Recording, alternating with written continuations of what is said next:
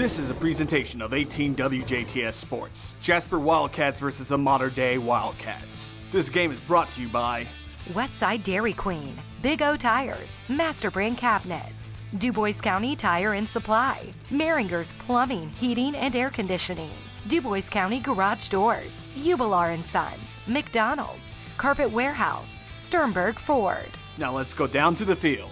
Welcome to Jerry Brewer Alumni Stadium. Tonight, the Jasper Wildcats here on Joe Rollletter Field will take on a Modern Day Wildcat football team. Jasper Wildcats are 4-0 in the season against Modern Day, which is 1-3. Hello, everybody. I'm Craig Schneider, along with Bob Welp and Jeremy Markos, bringing you the video. And Bob, the Wildcats last week, of the Jasper Wildcats, pretty well dominant performance against Boise as expected, winning that football game 45-0, and pretty well the first team got their work in early in that first quarter and all that before we kind of turned things over to the JV players and underclassmen. But you know, in that football game, one thing that I guess is a concern as we come into this one was that we were without Lance Dawkins, number 23. He was actually out with, I think, a groin injury, and he looks like he's going to be healthy. He's actually walking out on the field for the coin toss right now with Blake Mann, the quarterback, and so I expect him to be healthy in this football game, but that was one thing that, you know, was kind of a concern for the Wildcats last week. Well, and not only on the offensive side of the ball, but and also on the defensive side of the ball. But the guys that came in, they did a heck of a job. You know, but it's the offensive linemen. They're going to really have their hands full tonight because Modern Day, unlike the other teams, they usually run a four-man front. They will bounce down into a five-man front. And what that means is every game that we've watched this year when they've run the 4-4, the linebackers came in the middle. You hit Dawkins. You alluded to it in one game where he went out wide to the tackles because that's where the holes were. But when you have a five-man front and you've got those linebackers lined up different, the offensive linemen are going to see a change, and they're going to have to make the right decision on the move. You know, and the thing is with Modern Day, I mean, they've not really been blown out in any of their games. 1-3, they lost to Central 21-0, and that game was kind of a mess for both teams. Really, it was a combined of 9 turnovers, including 7 interceptions and 2 lost fumbles. But they are a football team. You know, defensively, I think they're going to get after it, and obviously going to do whatever they can to try to stop the Wildcat rushing attack. It has been dominating the conference so far in the first 4 games. But they've got a young quarterback. It's Mason Wunderlich, who is their quarterback, and on the season, he is 67 of 104 passing with 572 yards, 2 touchdowns. However, he has thrown 6 interceptions. And again, he's a sophomore, just kind of getting his feet wet. But last week, I'll tell you, against Memorial, they lost that game 13-10. But he was 20 of 24 for 176 yards and a touchdown in that game. Yeah, and I've had some guys bring up the, you know, well, Modern Day got beat by Memorial, you know, and we won 14-3, but we should have really, you know, had that game up if we wouldn't have put the ball down 4 times. But when Modern Day and Memorial meet, that's the only 2 Catholic schools. That's not too far off from the Jasper Southridge matchup. So, you know, they really get after each other. Memorial, you knew was going to start to get better because they had Pence at quarterback. And Modern Day is very good with the legendary coach Mike Gable over there. That guy can get anything. If it's inside a athlete to be pulled out, he's the man to do it. So Modern Day's got a nice shot tonight anytime you got a man like that walking the sidelines. Yeah, Mike Gable, 228 wins, 74 losses, and 24 years at the school. So again, his record speaks for itself, and tons of tournament success over the years. And the kickoff actually will go out of bounds, so the Wildcats will have the football at the 35 to start things off. And of course, we'll take a look at the Wildcat starting lineup. The front line staying pretty well the same with Ashton Sheeter, the center. The guards are Tyler Kelly and Quade Pope on the left side. Right tackle is Carson Chanley, and left tackle Gus Heichelbeck.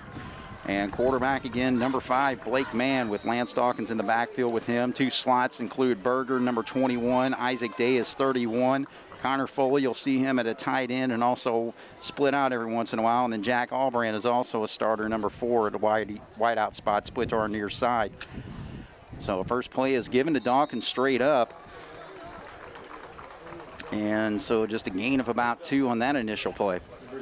Well, unlike the last week's game against Boise, Modern Day is they're very stout and very quick. Their players are very much like the Jasper players. They're not very tall in stature, but they're very solid, and they come off the ball really fast. So, and here they're going back to a 4-man front. All right, so 2nd down and 8. Now looking to throw the football, and they toss it out there. Day's able to haul it in, but he is met right away. Trying to see who made the tackle on that play. I think it was number, I see it right, 86, I believe, for the Mater Dei defense. But yeah, the play only goes for about a gain of about 5 or 6, so it's going to be a 3rd and 2. Well, Taylor came up and made good contact when he brought the ball in. And that's one thing that you're really going to see from a Mike Gable team is fundamentals. So it's going to be interesting to see if Jasper can break some long ones like they did the last time. So the option, here comes Blake Mann, and quickly into the backfield, number 3, Jackson Brantley making a nice play, and Mann's not able to get the 1st down yardage, gains maybe a yard on that play. Yeah, that was a total sellout. They just guessed, you know, they haven't ran man to the outside yet on either side of the field, the strong or the weak side. So they knew it was coming, and they just kind of rolled the dice. But you got to be careful with man back here. Yeah, so Mann is going to drop back to punt here, so we'll see if the Wildcats try to look for an opening or something.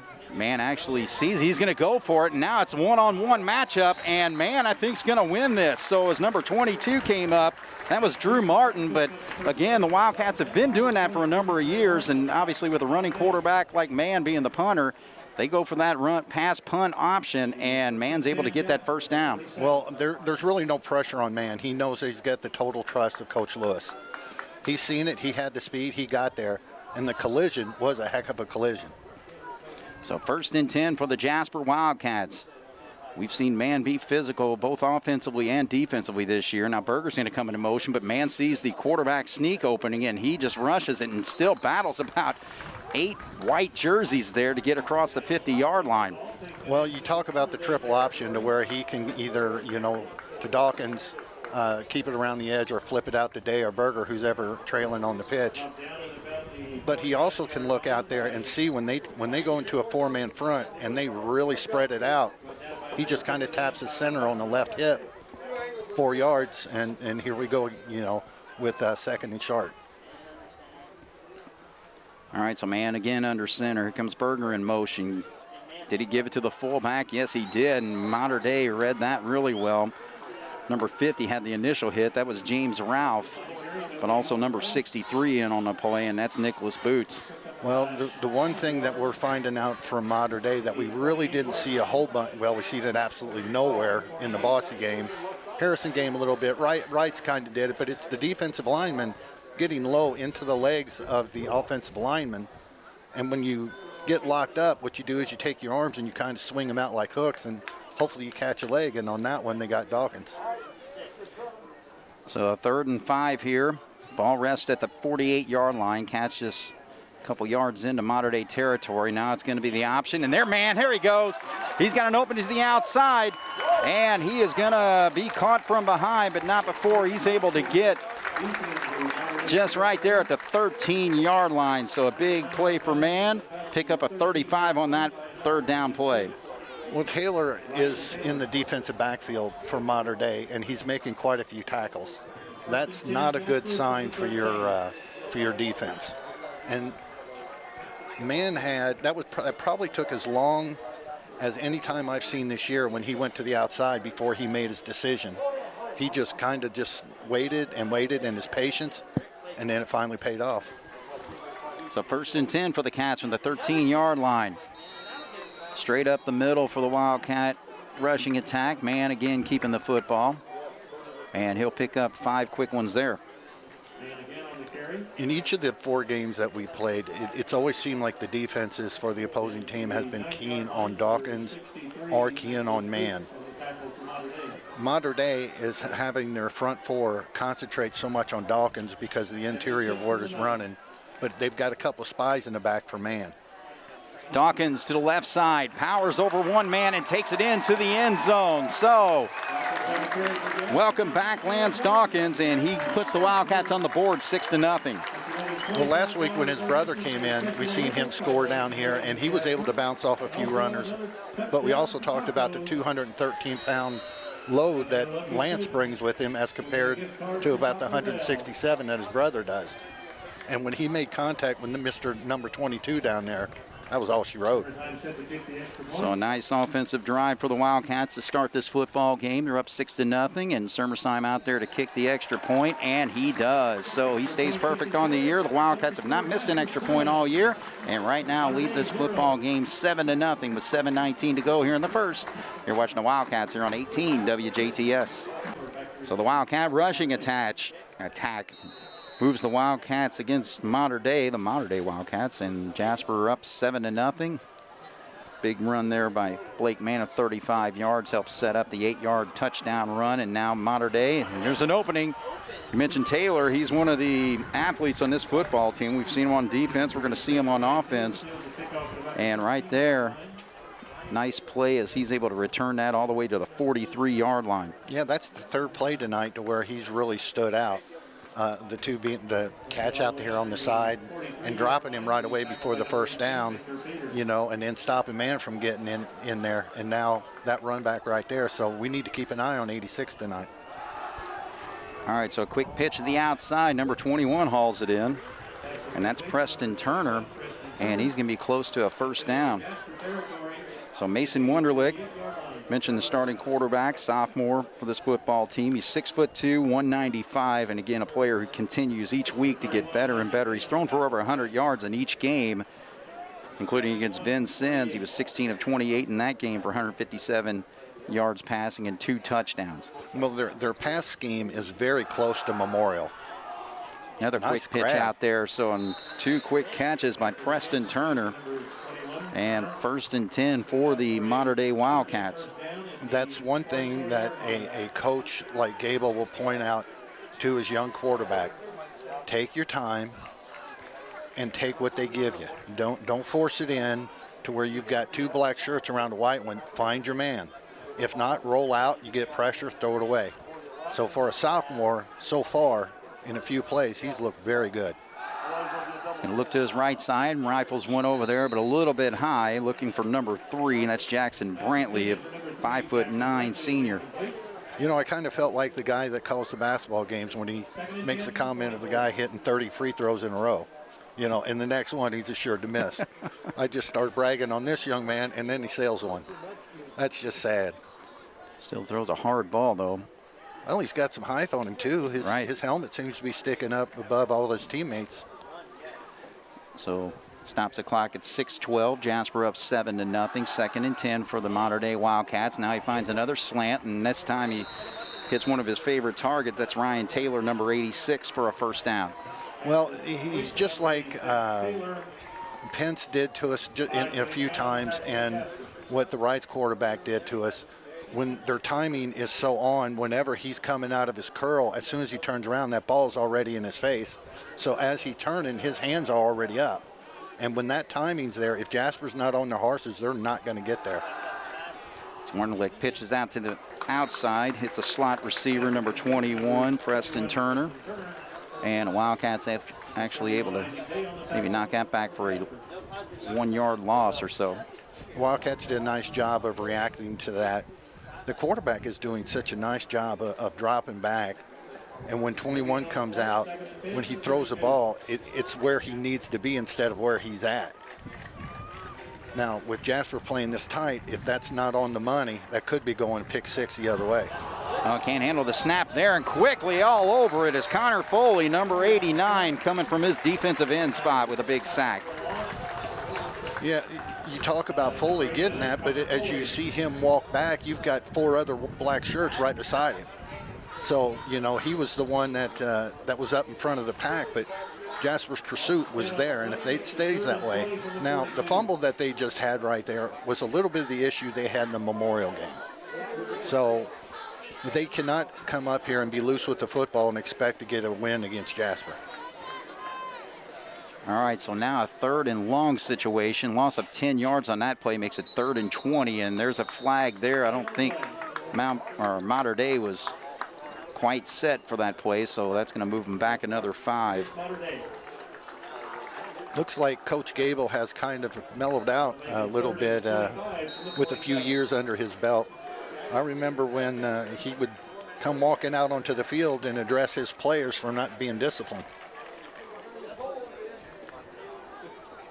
All right, so that moves the football back to the 47-yard line. So 3rd and 25, clock running, 4:17 on the clock. Jasper up 7-0 against Mater Dei Wildcats. Winterlick, look at that, quickly coming through. And is that Foley again? Absolutely. What another big play. We've talked about it week in and week out. Each game that's here that Jasper plays, it's Maringer, it's Peters, it's Mann, it's Foley, it's Dawkins, it's Kibbe. You could just go on and on. 11 guys playing as one. Jasper's got a chance to do something really special this year. Oh, way too high for the punter, and he's just going to have to fall on the football. So Grant Maringer was there to tag him. So number 15, Luke McDermott. Snap was way over his head, so the Wildcats of Jasper with great field position right here at the 23-yard line. As far as specialty teams goes, Grant Maringer's had himself a nice couple of weeks where he blocked the punt, had a nice return, did a nice job tonight. Now he rolls back on the defense, and he's just like a bolt of lightning getting in there. So now his play on specialty teams has really turned over to the other side. All right, so man under center, he's going to look to throw. He chucks it out, and he's got Berger. Now Berger, though, one-on-one makes a move, but after that, met by 2 Mater Dei defenders, including number 13, Alex Money. Man throws such a good ball on the down and outs, but when he's throwing those little screen passes, I'd really like to see a little bit more smoke on those.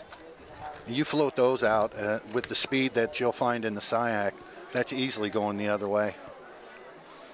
All right, so 2nd down, ball at the 21-yard line, 8 yards to go for a first.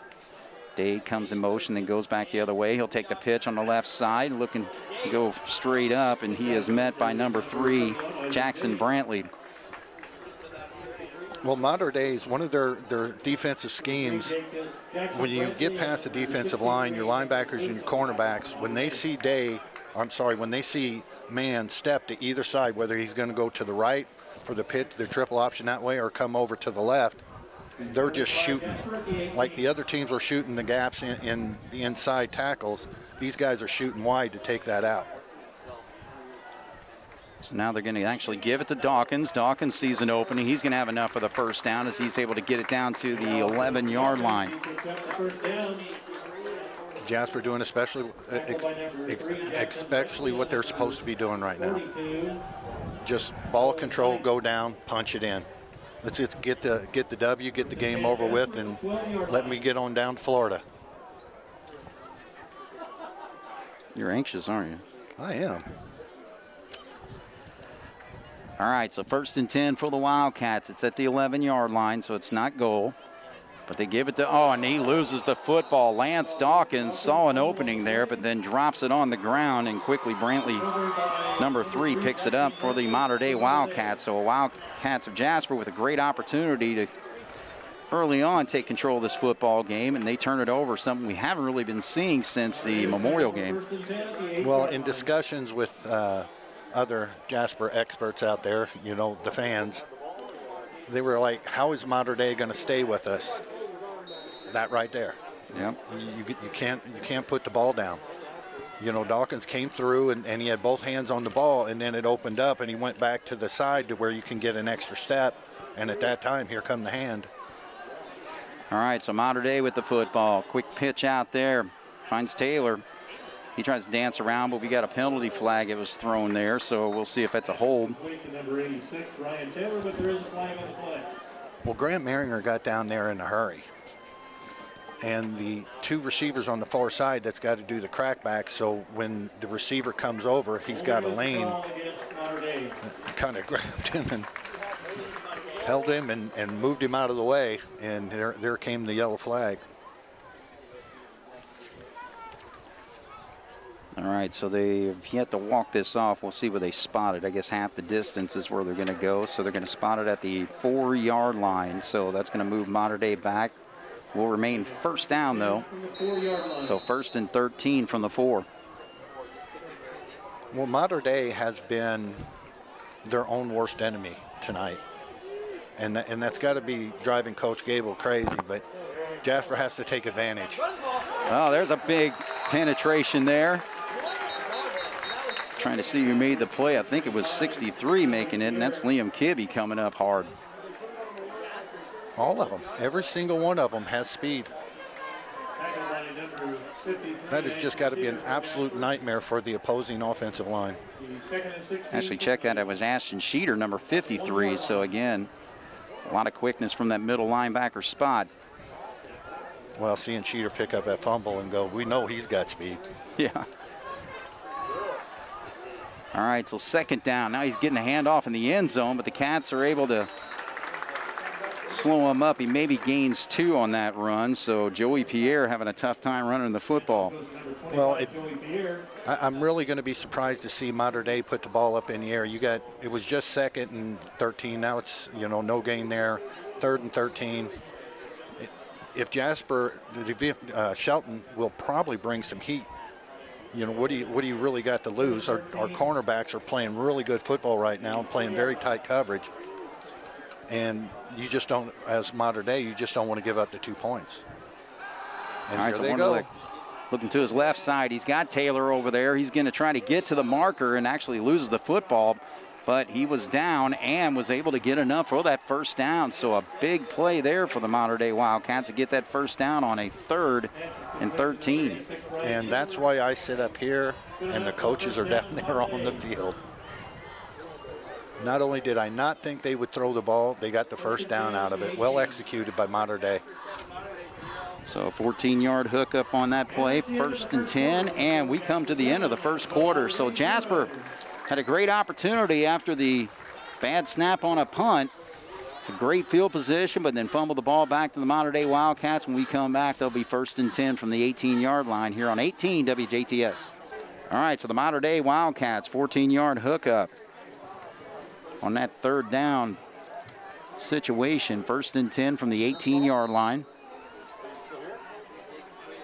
Set to start the 2nd quarter. Beautiful night here at Jerry Brewer Alumni Stadium, and a hookup right there. So Preston Turner, one of his favorite targets. He's able to connect there and see if they do move the chains or not. Yes, they will. So we'll call it an 11-yard hookup.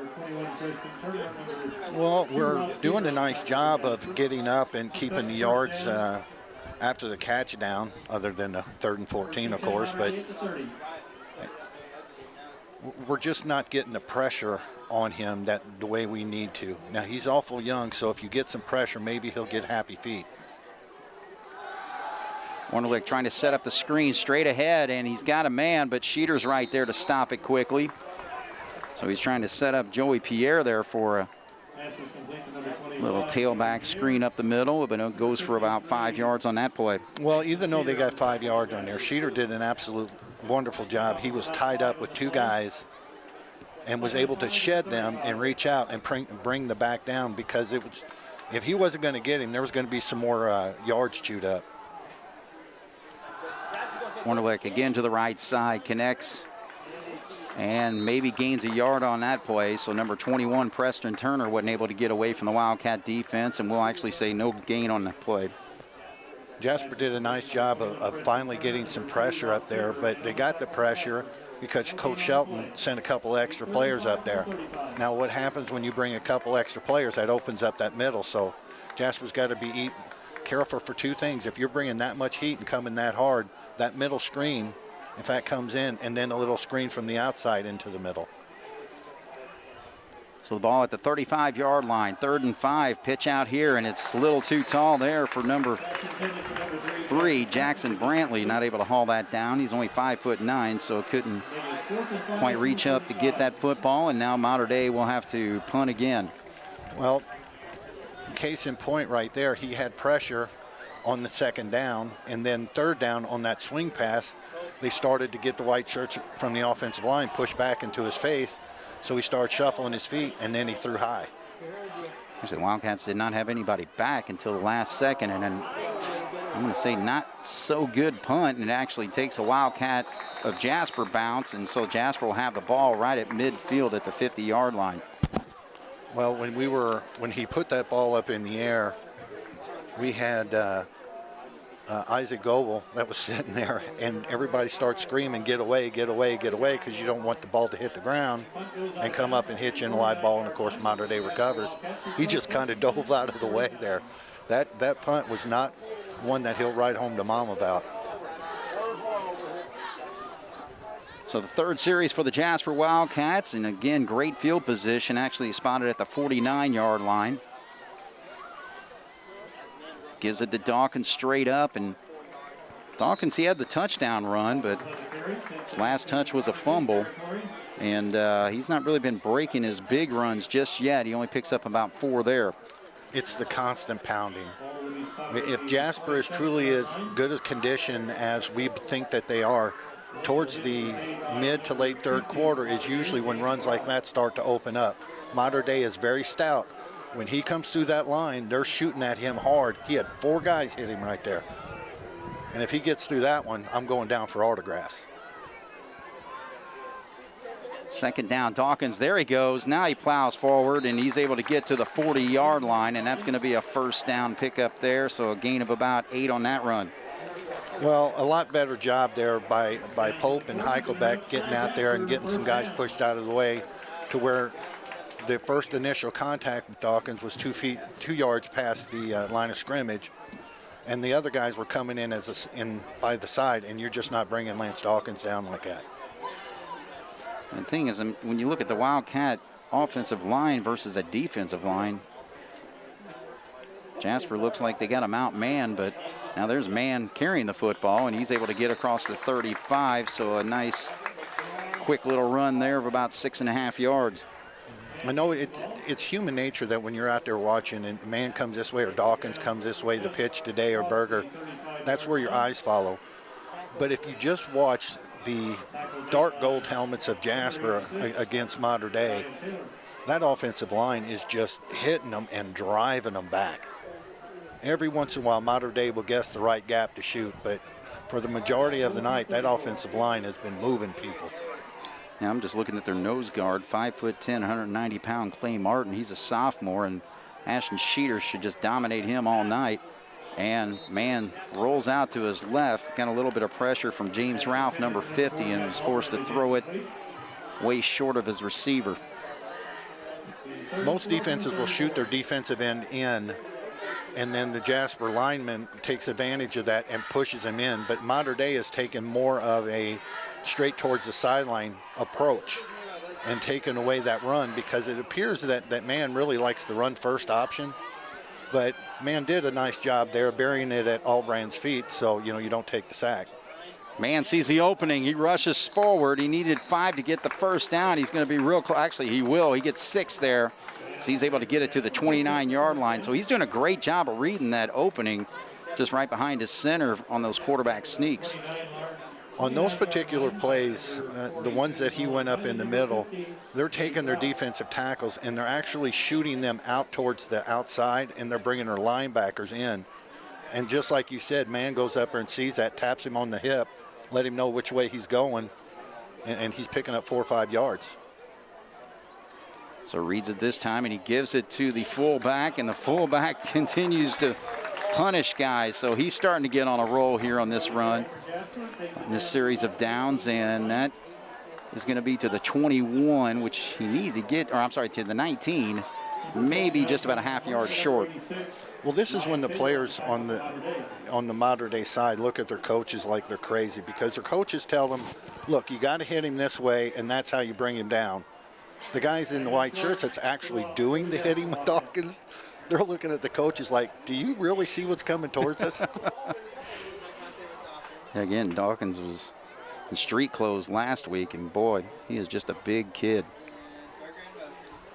Mann pitches it out to Berger. Great hands by Berger to hang on to that football. That pitch was quick and hard to the right. Berger's able to haul it in with one hand, and looks like where are they going to spot this football? He still may be just a little bit short. Well, where he pitched the ball at, I'm not so sure that it wouldn't have went out of bounds if Berger didn't do that. But when Berger made contact with it, if he didn't bring that ball in, it was probably going to die right there. So a tremendous job of pulling that ball in and saving one for Jasper. And right here, man's got to see that wide open in the middle of the field. If he doesn't take the quarterback sneak, now we get a jump. Boy, oh, we cannot have that happen on a 3rd and inches. I mean, I could see the wide open middle of the field. He probably could have ran for a touchdown there. Well, the longer Jasper lets Mater Dei in this game and they gain confidence, that play right there, their crowd is probably the loudest opposing crowd that we've seen. They brought up a nice little chunk of people, and they start cheering that hard. That gives a little bit of life to that defense. We've got to punch it in and take that life away. All right, so -5 makes it 3rd and 5. Now there goes man. He makes a nice spin move, and he continues to battle. And, hey, who cares? He gets the first down, so 7-yard run on 3rd and 5 there. Extremely physical runner for a quarterback. If you've got a dual-threat quarterback, they've got to be physical. Unless, of course, you're Lamar Jackson or Kyler Murray, that, that speed is unworldly that they have. But at the high school level, man has shown that no matter who comes at him, he's got the ability to get physical if he needs to and to put it into a different gear. So Blake Mann listed at 6'2", 183, but he is extremely strong for his size. Nice. He's got a wide open man, and that is Berger, and a nice little pitch and catch for an 18-yard touchdown. Berger does a nice job of coming in like he's blocking. Pitch man goes out. Mater Dei comes flying up. Man steps back, delivers a beautiful ball. Berger pulls it in, and the rest is elementary, as they say. Absolutely. So the Jasper Wildcats, 13 points on the board right now, 5:39 to go as we get set for the extra point. Number 12 out there to kick it. Alex Sermersheim doing the duties this time, but he's been splitting a little bit with Sam Leonard, who's doing a great job as well. Leonard actually kicked a field goal last week, but Sermersheim splits the uprights, and Jasper 14, Mater Dei nothing here on 18 WJTS. So Mater Dei sends Preston Turner and Ryan Taylor deep. Taylor with a nice return earlier. It'd be interesting to see if they go towards him. 14-0 Jasper, 5:39 on the clock here. Second quarter action, and Taylor's going to field that at the 6-yard line, looking up the middle. Now he runs to the left side, and a quick flag flies, and he's making a move there and is going to be able to get across the 35 to about the 36-yard line. So 30-yard return, but we got a penalty flag sitting right there at the 33-yard line. Well, it looked like we had a little block in the back going over here on the side, but if that goes against Mater Dei after a nice run there, Jasper just put up 2 scores. Coach Gable over there's got to be throwing his hands up in the air. Right. Actually, a holding is the call there. So, and they threw that flag early when the ball was in the air, actually. The back judge had a pretty good arm on there. He sailed that pretty good. All right, so a young quarterback, Mason Wunderlich, has been connecting with some receivers, but not has hit that home run just yet, and he's going to go under center this time, and actually Mater Dei is with an eye backfield there. And actually they're going to run a little reverse pass, looking to the middle of the field, and there's Albrand with a chance to knock it down, and it falls incomplete. So Albrand looked like got a little bit of a hand, but Taylor almost caught that football. Yeah, Albrand got up, timed it perfectly.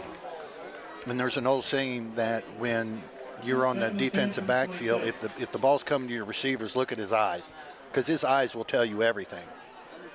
And when I guess he noticed his eyes, he turned his head and did great job of reading the pass and getting up and making contact with the receiver at the right time, so that he doesn't get a penalty. It was actually senior Ty Ficklin who they had throw that football. Now they're going to go back into the shotgun formation. Well, look at that sandwich hit. Man, oh man. Number 53 putting the pop with Sheeter, and was that number 58 also? Yeah. Oh man, I'll tell you what, Potts and Sheeter just really leveled him. No gain on the play. That man just went from about 2.5 to 3 feet wide to to about 12 inches. Boy, did he get hit from both sides and get hit hard. So actually they give him credit for about a yard or so. So 3rd down and 9. Wonderlic rifles one right there and he connects. Big hook up to number 24, Landon Foltz, and he gets the 1st down yardage. Well, nice job of the initial pressure by Jasper, but the guy that came through got picked up by the halfback, and no pressure on that quarterback. He doesn't have to check down, sets his foot and he delivers, and all night long when he's had a few seconds to throw the ball, he's delivered. So we've got to get pressure consistently coming up from that line. So 12-yard hook up gives him a 1st down. Now there goes Pierre, number 25, and he's able to run for about 4, maybe 5 yards on that play. We shot the linebacker on the backside in for a stunt, and the quarterback did a nice job of handing the ball off at the right time, and our linebacker ran right by him. But good pursuit on the backside to keep it to a minimal gain, because when our linebacker came up, that just opened it up. 3:47 on the clock. Jasper up 14-0 on the Mater Dei Wildcats. They give it to on the sweep there, and now a quick flag flies. So that was Schneider who was able to pick up number 3, Jackson Brantley, and I think this is going to be coming back. So Mater Dei just really stifled on penalties. So that's going to be a holding penalty, and they will mark it off from where the marker is, and that's at the 43-yard line, so they'll move them back 10 yards there. So Mater Dei is going to have a tough situation here. Yeah, they're definitely shooting themselves in the foot, but Potts got out there so fast, the offensive lineman from Mater Dei could not get onto his far shoulder to drive him back inside, so he had to hold him. So 2nd down and 15 from the 33-yard line. They were successful early going across the middle here. Wonderlic a little too tall on that pass there. Defending for the Wildcat, number 2, Ross Peter, and right behind him was Ian Giesler. So that falls incomplete, stops the clock at 3:29 to go here in the 1st half. So it'll be 3rd and 15 from the 33. Well, Giesler and Peters kind of caught a break there because he was there. If that ball's down a little bit, if he can put it in the numbers, you know, that's a reception. So they were there. He wasn't going to get many yards after the catch, but, you know, on 2nd down, they're getting over half of it. So very fortunate the ball went over his head. Wonderlic throws the outside, throws a duck. The Cats have a chance to get there, but it does fall incomplete. Oh, my goodness. The Wildcat defenders were not able to make a come back on the football, but Landon Foltz almost hauled that in, but it falls incomplete.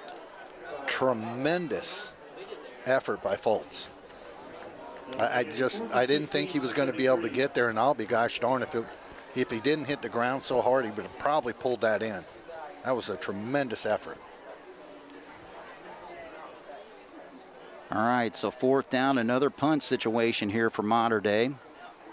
And snap is right there, and again, a short punt, but it does take a Mater Dei bounce this time, and it's going to rest right there at the 39-yard line. So 3:13 on the clock, Bob. Jasper up 14-0, and great opportunity to put some more points on the board here. Well, Aston Schneider, of all the good things that he's been doing, when that punt came down, it bounced about a yard to his left. If that takes a hard right, it's an open ball, and they've got 4 Mater Dei players there. Our return team has to find the ball a little bit. But you alluding to the score, Jasper should be up 21-0 right now. Dawkins, we're going to score right there if it doesn't hit the turf. So right. Jasper's really controlling the game, but we got to put some points up. Just a few more.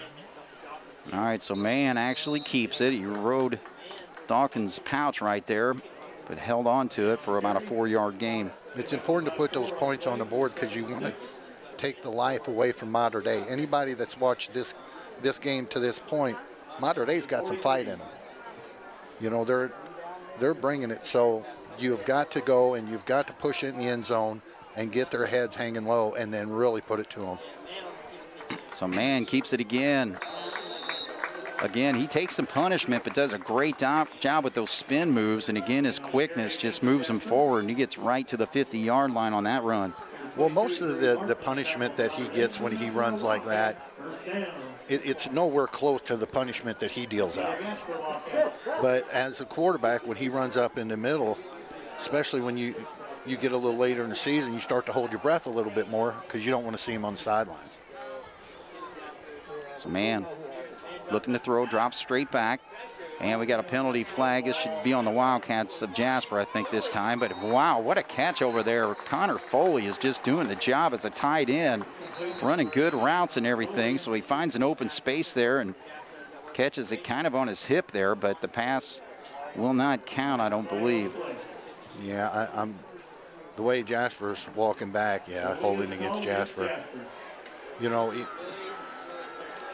the penalty happens, so it moves us back, but that catch right there in the run, the throw on the run by Mann was eerily close to the one that they did in the earlier game where Foley was down here on the far sideline, far end zone, and ran it in for a touchdown. You know, that was a tough catch then, and that was a tough catch, but Foley shows he's got the hands. Well, the Wildcats are really going to have to start moving things here. That's 2:16 on the clock right now, and they are pushed all the way back to the 38-yard line. They actually started this drive on the 39. Well, if we're going to bust a long one, you know, this would be a good time. Pitch out, and he can't handle it. Is he able to keep possession? Yes, he did. So he was looking for Day there, but Day couldn't handle the pitch. So now the Cats going even further back to the 34. Well, Mann got that bumped right there. The pitch was a little bit low and a little bit behind him. Day saved his quarterback there by getting on there because the turnover is going to go against Mann. But like I said, Day did a nice job, live to fight another day. And with a negative play like that, that may make Coach Lewis just kind of walk this clock down to zeros. So the clock runs at 1:35 right now. Jasper up 14-0. Mann keeps it. Now he finds an opening to the outside. He's sprinting to the sideline. He gets across the 40, and they will stop the clock. So yeah, nice job getting out of bounds. So number 18 making a stop is J.T. Mayer. So he's able to run that ball. Actually, gain of about 9 on the run. Well, getting that many yards back, we've definitely seen Jasper cover this much real estate. 3rd and 17. We've got several plays this year that are 17 yards or more. But with the punishment that he likes to hand out, knowing that the clock has to be stopped, a really nice job of doing what's best for the team. Day comes in motion. They're going to run the option to that side. He pitches it out to Day. So Day's looking for it, and he gets across the 50 to about the 48-yard line. See if Coach Gable calls timeout. Yeah, and the Cats will call a timeout here, I believe. So actually he rushes the football to the modern-day 48. So tell you what, we'll take a break here with 1:13 to go. Jasper leads 14-0. It'll be 4th down when we come right back here on 18 WJTS. All right, so Mater Dei actually calls that timeout to stop the clock with 1:13. Mann's back there to punt. Well, they finally run somebody back there. I was going to say it didn't look like Mater Dei was buying the fact that Jasper was going to punt. So they actually, looks like Preston Turner, number 21. Mann is going to punt this football. Gets a nice high one there. And, it takes a Mater Dei. Well, yeah, I guess that would be a Mater Dei bounce. It went right into the end zone. So Mater Dei is going to get the football at the 20-yard line. So we got 1 minute and 6 seconds to go. Jasper leads 14-0. Mater Dei coming out on the football field. And again, a passing attack that they have, and we'll see if they can work a 1-minute offense in this situation.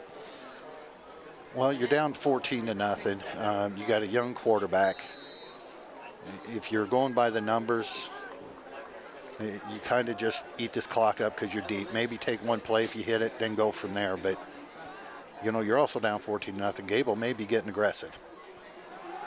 All right, so Wunderlich looking long and not able to run up to it, so Albran was pretty well step by step with Ryan Taylor there, and the pass was a little bit long and falls incomplete. Yeah, that was going to have to be a pass for all ages for that to fall in there. Albran had him covered like a glove. All right, so exactly 1 minute to go.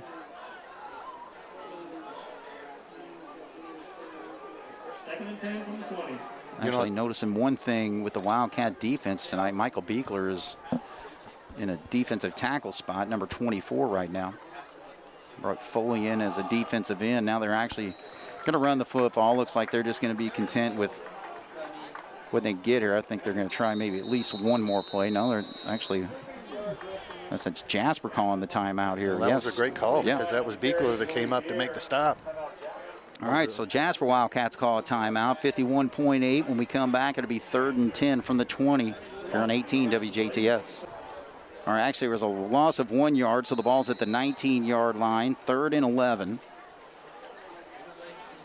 51 seconds to go here. And Wunderlich looks down the middle of the field, and look at Foley at 6'5", knocks that ball away. Connor Foley having a football game tonight, Bob. Well, if the offensive lineman does not get into your numbers and drive you back to where you got to use your hands to help shed him off, defensive linemen are taught fundamental football. Put your hands up, try to knock one down. Who knows what you'll get? Well, right there, we found out. Well, and again, a great situation for the Cats if you can get a great punt return here, or even one to about the 30-yard line. We got 2 kickers that have the toe to be able to kick a field goal, and that actually, Mater Dei, what a bounce, though. Stayed in bounds, so this was a huge break for Mater Dei, an outstanding punt all the way to the 38-yard line, so that completely changes things. Well, if you're going to hit one in the first half, that's pretty gosh darn good timing there. Yeah. He's been a little bit short on his punts there, but now Jasper has the football with only 37 seconds to go. Man comes out. Ball sits right at the 37. I've got this very well could be, Beekler needs to be out there doing a little player exchange here.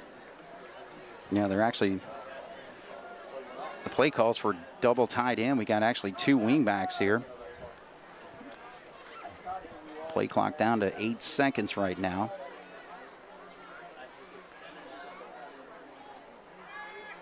Man has it. He's going to make a move right there. They end up coughs up the football, though. Wow, man, with an outstanding run to about the 47-yard line, and then he just lost the handle of the football, and Mater Dei picks it up at the 41, 42, actually. Silly, silly things. I would not be surprised with the ball on their 42-yard line that Mater Dei doesn't take a shot. Well, you got to in this situation. 30.4 on the clock. But yeah, man was pretty well off to the races there, but then just lost the handle of the football. Couldn't see if a Mater Dei player got his hand on it or not, but regardless, another turnover for the Wildcats. It's 2 here in the first half. Wunderlich trying to set up a screen. There's Foley trying to make a move. Now he just guns it downfield. I tell you what, that kid has got a gun. Once he kind of gets a better feel for the game and everything, this is going to be another outstanding Mater Dei quarterback. Well, some of the Jasper fans over here are wanting to block in the back when Foley went through, but what had happened was Foley jumped up and tried to bat the ball down, and when he did that, he lunged himself in front of the guy, so he really initiated that contact, and that's why the referee didn't throw the flag. So 23.8 seconds on the clock. 2nd down. Pitching out there to Pierre. Pierre makes a move, and he is tackled there by Giesler, so he's going to have enough, I think, for the first down. That's going to stop the clock briefly, but Mater Dei does not call a timeout, so that clock's going to run again here, and now they do. So they stop it right there at 15.8 seconds. So another quick break here. Jasper up 14-0. 15 seconds to go here in the first half on 18 WJTS. All right, so the ball rests at the 47-yard line. Mater Dei in Jasper territory. 15 seconds to go here in the first half. 14-0. Mater Dei trails. And a quick pitch out to the sideline, and he's able to keep his toe in bounds. So he's right there at the 35-yard line. So he's able to hook up with number 24, Landon Foltz. And, you know, that's the thing. I mean, Mater Dei's actually got a good kicking game, too. So, you know, they're at least maybe thinking 3 if they can't get a home run ball here with just 11 and a half to go in the first half.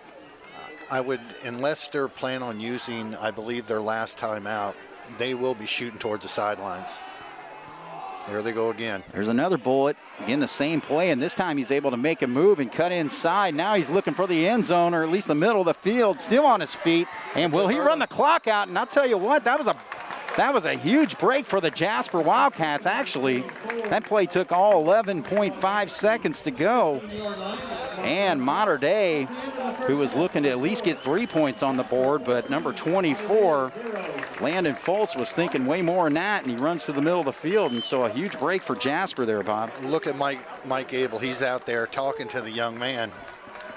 You know, that Jasper's pursuit, he was getting away, but he was not going to cover the rest of the yards needed to get in the end zone. So as soon as he got hit, Gable was ready to call timeout. He wouldn't go, and you are correct. That was a point-saving play right there for Jasper. Absolutely. So Jasper leads here at halftime, 14-0 over the Mater Dei Wildcats here on 18 WJTS. We're at halftime here at Jerry Brewer Alumni Stadium. Game played on Joe Rohleder Field, and tonight was actually homecoming for the Jasper Wildcat football team. And we'll go through everybody as a part of the court. First for the ball and crown carriers, we had Brinley Byer, Maya Kendall, and Nash Mahar carrying the football. And then the freshman candidates included Macy Stiles, escorted by Carson Kelly. And then there is Giselle Bez, escorted by Landon Fleck. The sophomore candidates included Reagan Fortwendell and Daniel King as her escort. And Anna Underwood, escorted by Jaden Baglin. And the juniors included Maggie Hubster, escorted by Hudson Heil, and Avery Kinese, escorted by Jack Hankey. And then your seniors. Seniors included Priya Sharman, and Priya was escorted by Clayton Moondy. Kimbra Burke was escorted by Will Colin. And Kendall Rue was escorted by A.J. Sermersheim. So crowning the king and queen tonight. Crowners were Addison Kloss and Bennett Schmidt. And our homecoming king is Clayton Moondy. Clayton Moondy, homecoming king. There you go. So Clayton got a big round of applause and a cheer from the crowd over there. And the homecoming queen was Kendall Rue. Kendall Rue. So congratulations to both Kendall, the queen, for the 2021 season, and Clayton Moondy is the football king. So congratulations to everybody a part of the homecoming court. And we are getting set for the second half, where the Wildcats of Jasper will be kicking off to Mater Dei. And taking a look at the first half numbers, Blake Mann, 12 carries for 105 yards rushing. He was 3 of 4 passing for 25 yards and a touchdown pass. So the scores for the Wildcats included Lance Dawkins with a 9-yard run with 7 minutes, 19 seconds on the clock in the first quarter. And then Caleb Berger hauled in that 18-yard pass from Blake Mann to give the Wildcats that 14-0 lead. And 2 Wildcat receivers for the Wildcats of Jasper. Caleb Berger had 2 catches for 20 yards, including the touchdown grab and a 5-yard catch for Isaac Day. Dawkins had 43 yards rushing. Day had 9. And Caleb Berger with 1 carry for no gain there. But taking a look over at the numbers, the Wildcats 28 offensive plays for 182 yards. Now Mater Dei, most of their offense came through the air, 117 yards passing for Mason Wunderlich, 13 of 20 passing. Came into the game completing 65% of his passes. So but Mater Dei not able to get in the end zone. He spread that among 4 different receivers, led by Preston Turner, who had 5 catches for 25 yards. All right, so the Cats, Sermersheim out there to kick off.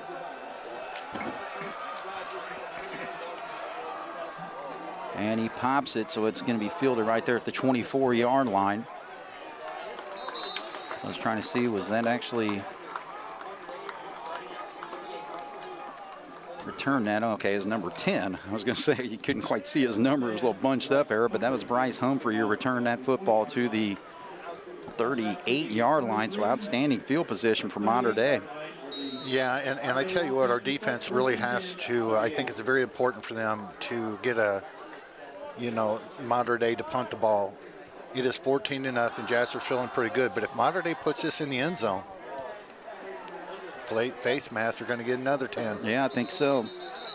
Yeah, they're going to actually stop his progress right at the 45-yard line, so a 7-yard hookup as he's able to connect with Ryan Taylor there.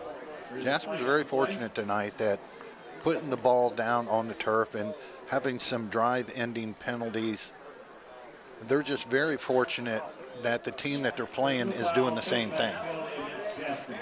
If they play like this, if they get loose with the ball like this next week going into Central Stadium, that could be a long evening. So that is a personal foul face mask. So 15 yards, you're going to tack onto that. So now Mater Dei getting deeper into Wildcat of Jasper territory at the 39-yard line. 1st and 10. Pitch out to Pierre. Pierre sees an opening to the left side. Now he actually kind of stumbles. I think if he stayed north and south, he'd have possibly picked up another 2 or 3 yards on that run. But actually, Wildcats of Jasper were able to stop him at a 3-yard gain. Well, he bounced it out east and west because you're right. He got the initial yards going north and south really quick, but Jasper's defender was able to take the blocker and drive him back, so he had to sidestep. So they pitch out to Pierre. Now look at that, and wide open in the middle of the field as he's able to race 36 yards for the touchdown. So a running game that was basically nothing in the first half for Mater Dei. Pierre, just like that, in 2 carries, is able to get Mater Dei on the board, and we got a football game, Bob. Yeah, this is just kind of what I was thinking about at halftime with Jasper's lost opportunities. We essentially took 2 scores off the board. Dawkins down here and man over there, so their offense better come back on the field and do something here. Mater Dei's smiling pretty heavy right now. So the extra point goes right through for Jordan Atherton. And just like that, Mater Dei has this score. It's 14-7, 11:06 to go here in the third quarter. You're watching the Wildcats of Jasper here on 18 WJTS. Well, it only took 54 seconds, but Mater Dei is on the board, 14-7. A 36-yard run by sophomore running back, 5'7", Joey Pierre. He's got some wheels in the first half when he bounced it to the outside. He was really close of going there too, but did a nice job of going outside, and Jasper over pursued, cut it back up through the middle, and away he went.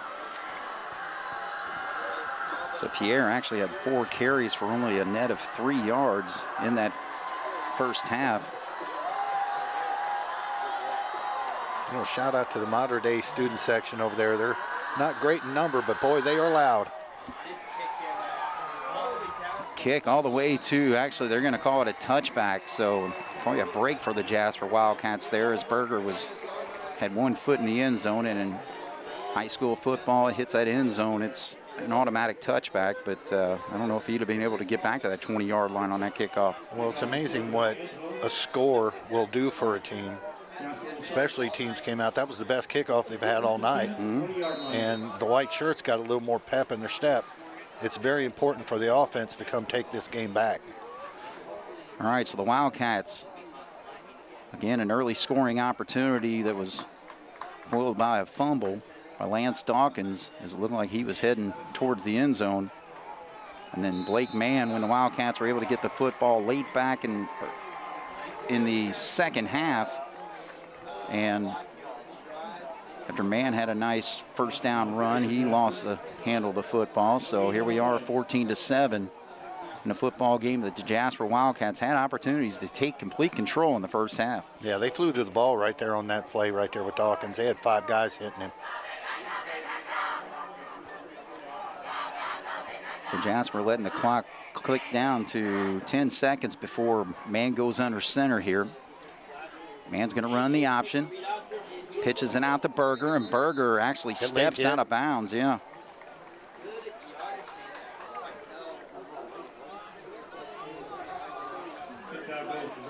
All right, so Berger's able to pick up about 3 on the run. So now the Wildcats of Jasper, 3rd and 6. Well, we're going to find out a little bit about the fortitude of the guys in black right there. No game this year did you really ever feel it was in doubt. This one could go the other way pretty quick. So now that they've got pressure, you got somebody pushing back, now how do you react? Well, we were taking forever to get those plays in. All right, so this time Dawkins, there you go. So Dawkins sees an opening and gets to the 33-yard line. 2 hands on that football to protect it as well. Well, he hit the hole with authority, and our linemen did a good job of actually pinching their linebackers back, so Dawkins was able to get running downhill, and when you get big old number 23 running downhill, it's a long night for the defense. So a 9-yard pickup gives the Jasper Wildcats 1st and 10 with 10:02 on the clock right now. Ball at the 33-yard line. Day keeps it and actually darts to his right side. Play was going to his left, but he saw an opening, and he's able to get to the 40-yard line, and he took a pop. We've seen him do that a couple of times down in the Wrights game, to where usually he fakes it to Dawkins, and then it comes off to his hip coming to the outside.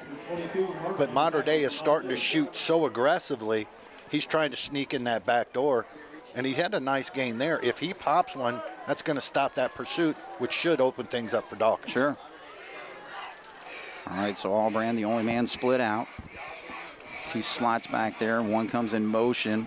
Now they actually run a counter to the opposite side, and that's Day. So Day lowers his head, and he's able to get across the 45 to the 46-yard line. Well, 6-yard run there. If we can, control the ball and not put it on the turf, Jasper's shown the ability to move the sticks. So it's just those silly things that we can't do. So 1st and 10 from the 47. 9:02 on the clock. Jasper actually going no huddle here.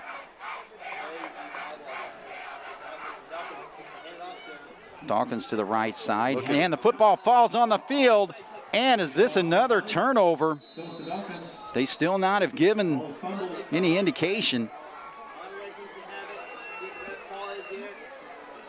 Ooh, Jasper does come up with the recovery. Oh, man. What a break there. I think that might have been Heichelbeck, the left tackle, who was able to get on that football. Huge break for Jasper. What's funny about that is it really did appear that Mater Dei got that, but when you have that many piles, it's not really who recovers the ball, it's who has it when the referees unstack everybody. And Heichelbeck seemed to save the skin of the Wildcats on that one. So actually a 5-yard pickup on the play. So Jasper has got to protect this football. Man keeps it. They don't quite realize it until he gets to the 45, and then he's able to advance to the 43, and he'll have enough for the 1st down. Well, Man is doing the motion with his hand for the play call to come in faster than what it is. He wants to get moving. This is definitely a different speed than what Jasper's been running most of the year. I'm kind of wondering if the coaching staff is trying to slow him down a little bit. Because when you get too scatterbrained, you just chaos. That's usually when the ball hits the turf. All right, so Dawkins to the right side, and he is met immediately. Coming up is number 63. He was able to wrap around him. That's Nicholas Boots making a play. Nice job of getting up and getting into Dawkins' legs right away. So the Cats now going with the huddle here, and actually brought in Michael Beekler, so they'll have a double tight end set this time as Allbrand came out. So no gain on the play. 2nd down from the 42. Our offensive line has to start imposing their will. Day comes in motion. Now here comes man running the option. He lowers his head, gets across the 40 to the 39. Well, I tell you what, when he got hit the first couple of times, that ball was out loose again. Fortunate he was quick enough to get it down into in both his hands when the hard contact came. We cannot afford, we got very fortunate that Heichelbeck got on that ball. We cannot afford to give the ball right back to him and give more life back into the modern-day Wildcats. So it's a 3rd and long, 3rd and 7 from the 39. Day comes in motion. Man had a tough time. He's got Connor Foley wide open, and he gets over the shoulder catch, and he's able to get all the way down to the 11-yard line. So a big play for the Jasper Wildcats. Actually, they'll spot it at the 12. Man did an awesome job of getting that ball out because he had pressure in his face right away. But once again, Foley has shown that if you get the ball in his area, he's going to pull that in. That was a heck of a catch, two-handed, over the shoulder, with the defensive guy breathing down on you. That was impressive. So the big night for the 6'5" tight end, number 89, with a big catch there, 27 yards. That's the Wildcats 1st and 10 from the 11. Man actually pops inside there, and oh, now is it another lost football? I think they called him down. Yeah, it looks like they're saying. Oh boy, so he did hang on to the football. So it looked like it might have been knocked loose there, and actually Cats had the ball at the 12-yard line, so. Oh, Coach Lewis walked out to about the 20-yard line out there, and he was letting them know that he is not pleased with what's happening. Not at all. All right, so the ball's at the 7, so we'll call it a 5-yard pickup there. Dawkins gets inside the 5, so that's going to be 1st down yardage. Well, his success has come tonight when Mater Day is coming in from the side. I said it once earlier, when he gets his body going downhill, he's going to get at least 3 yards after contact. And down here at the goal line, your defense, you just can't afford that. You got to get in his legs. So that's a 1st and goal for the Wildcats from the 1. Man easily walks into the end zone. So a much-needed touchdown for the Wildcats to match the Mater Day. 7 points on the board to start the 2nd half.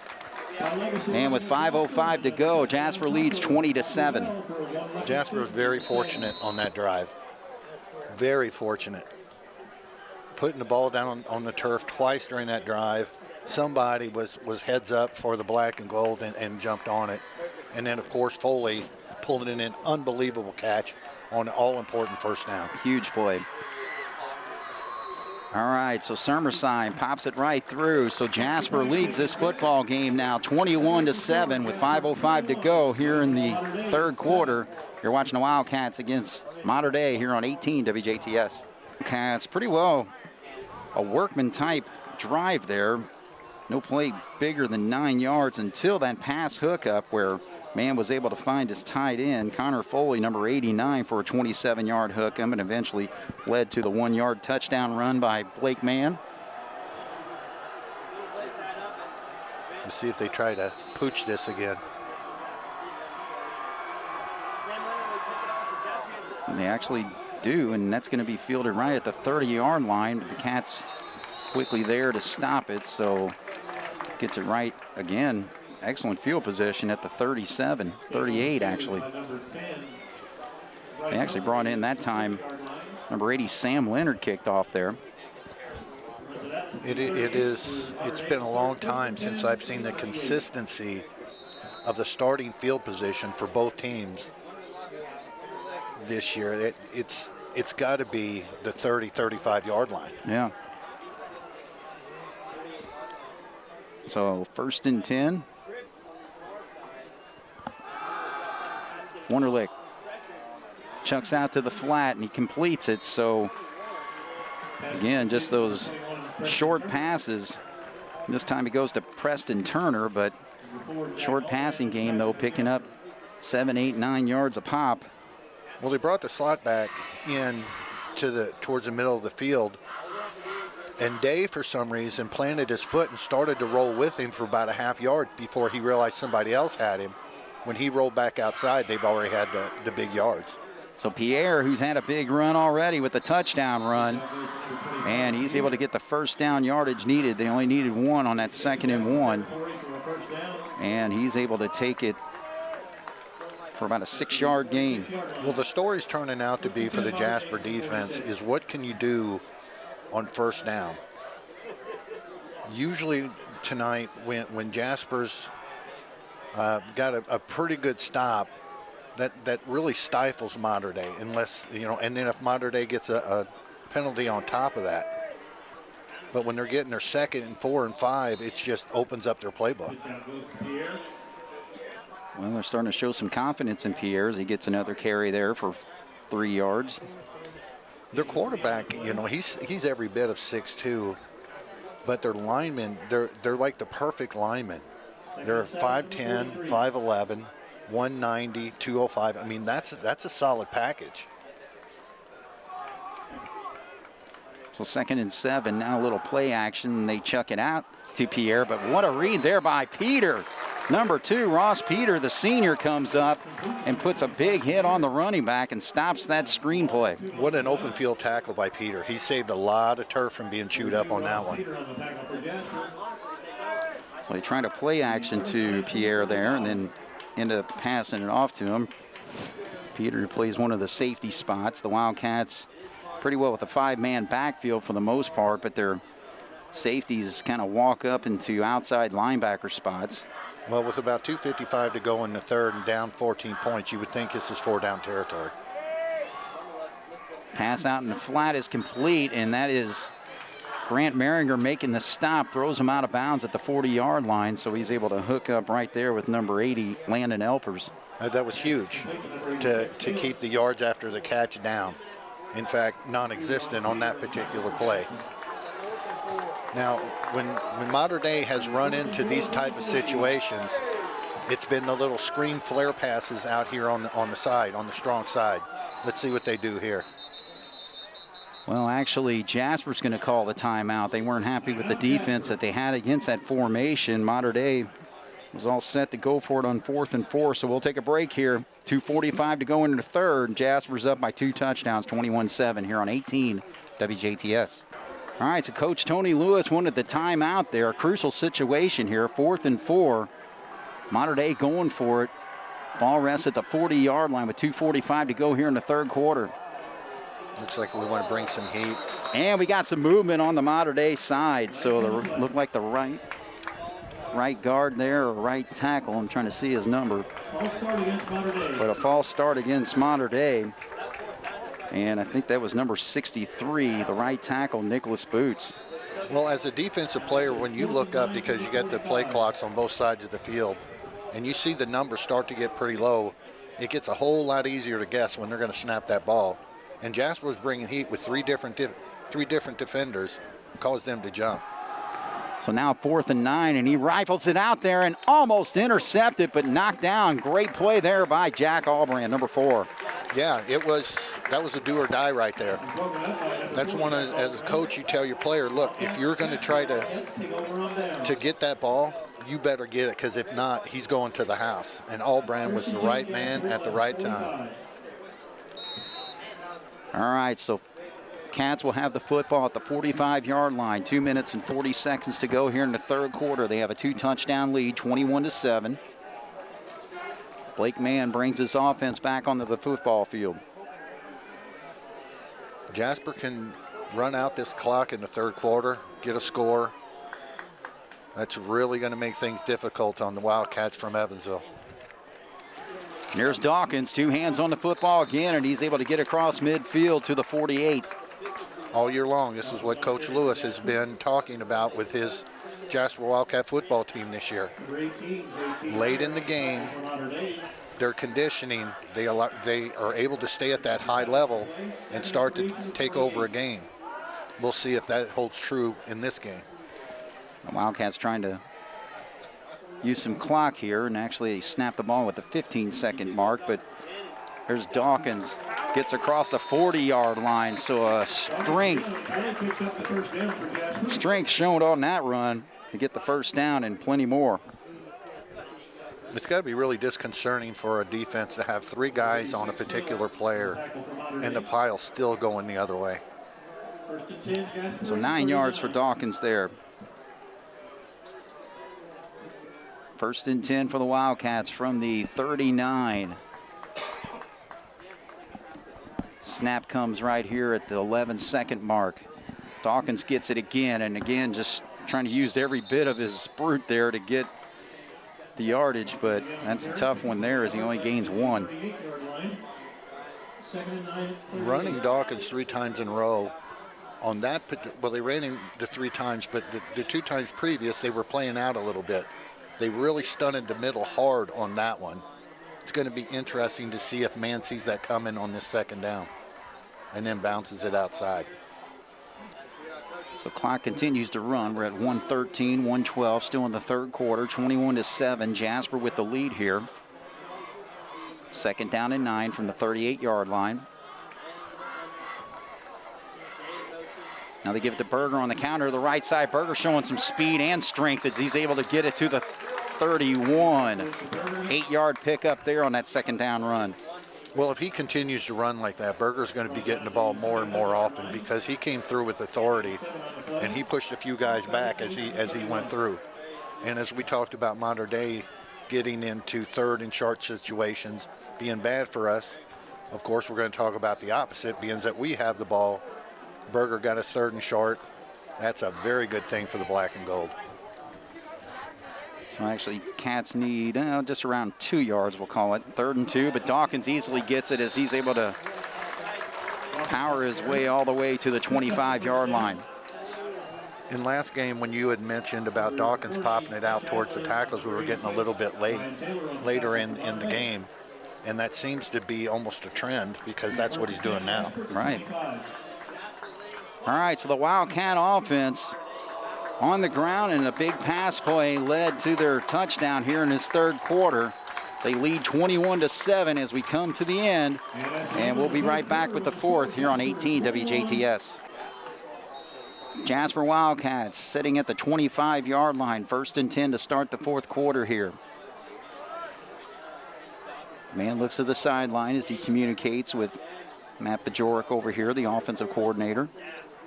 Sending his signals, he brings Day in motion, but now there goes man straight up, and he follows Dawkins through the hole, keeps the football himself, and gets across the 22, about the 17, maybe 16. See where they spot it, 16 maybe. I know that man was over 100 yards in the 1st half, but he seems to be playing a little different tonight. It's really impressive if you think about, he's broke off some long runs, but for the majority of the time, he's been making the right read, and that means that he does not have the ball in his hand.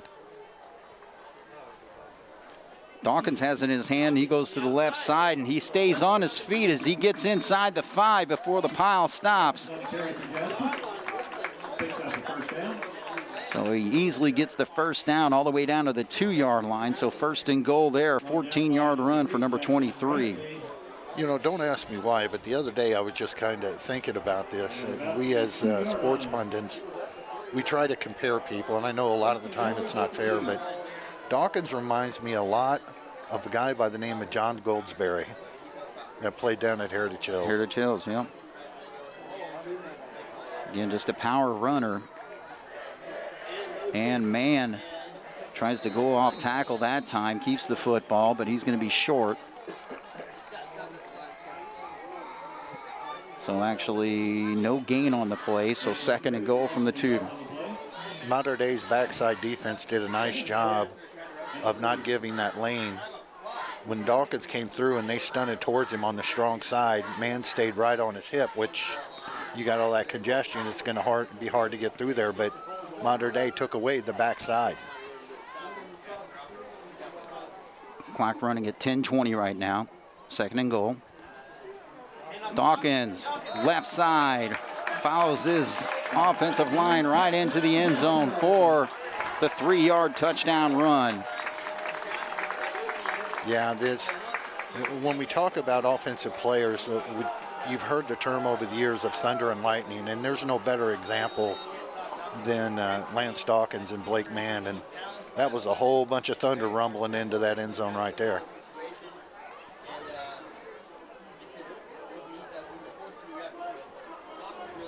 So the Wildcats with 9 offensive plays all on the ground there to chew up some clock, but more importantly, put more points on the board as Summerside puts the 7th up there. So now they're up 28-7 with 10:15 to go here in the 4th quarter. You're watching the Wildcats here on 18 WJTS. So number 80, Sam Leonard, will get another call to kick the football off here. 28-7, a little bit lower kick this time, and actually will be fielded at the 10-yard line. Got to the backside. Nice pursuit. So there we go. The Wildcats actually closing in, and so Mater Dei will start from the 31-yard line, 1st and 10. 10:05 on the clock here, 4th quarter. Jasper up 28-7. So on that last drive there, Jasper ran the football 9 out of the 9 plays there. Big plays were 2 9-yard runs, one by Dawkins, one by Mann, and then a 14-yard run by Dawkins. Finished up with a 3-yard touchdown run. Gives to Pierre there coming out of the backfield, and so he'll pick up a couple. Well, they stuck their quarterback under center on that one. He's been predominantly running out of the shotgun tonight. That Pierre, he's got some really good lateral movement. Well, the thing is, that's the future of this football team, too. You got Mason Wonderlook, a sophomore. Pierre's a sophomore. Yeah, as you look out there at Mater Dei, you see a few 11s, which are juniors, sprinkled around a little bit, but it seems like they're either seniors or sophomores. Wonderlick, a lot of pressure, but he's able to complete the pass, so Pierre's got it, and he scampers his way across the 40. So he may be about a yard shy of that first down, so a pickup of 7 on that screen play. Well, as a defense, you definitely don't want to give up yards, and you definitely don't want to give up points. But as you look up and you see the 4th quarter just going under the 9-minute mark, if Mater Dei scores and they want to take 4 or 5 minutes to do it, Coach Lewis he's okay with that. Short yardage, they give it to Pierre, and he's able to get that first down. Where they're making the stop was number 58, Jacob Potts. Yeah, the clock is definitely Mater Dei's enemy right now, and if you see the defensive backfield of Jasper, they're actually starting to take a few steps back. Definitely do not give them the quick, big play. Because at this point, when your offense comes back out, if you take care of the ball, it should all be over but the singing. All right, so the official actually calls a timeout here. Official timeout.